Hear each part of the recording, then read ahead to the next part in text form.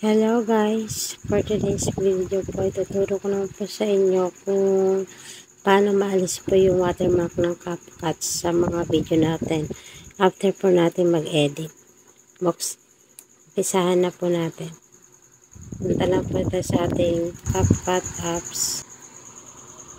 Then, click po natin ang setting.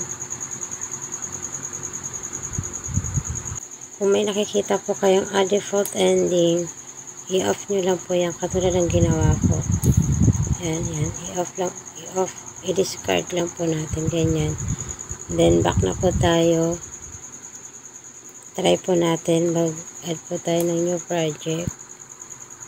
Pipili lang po ako ng video na maikli para sa tutorial lang po.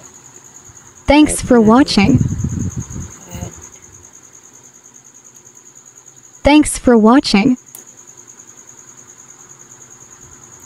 Yan po, kung mapapansin nyo po, sa last part po ng video, dapat nandyan yung CapCut. Pero kung mapapansin nyo po, wala na pong CapCut. So, it means na wala na po yung watermark niya. So, try naman po natin ngayon siyang i-export. Adjust po natin muna para hindi mabilis mapuno yung mga memory storage ng cellphone natin. Ayan po. Complete download na po siya. Pumunta din na po tayo sa ating gallery. Tignan natin po doon. Ayan, pumunta po tayo sa ating mga gallery.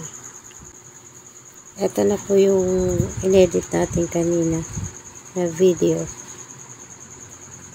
Thanks for watching.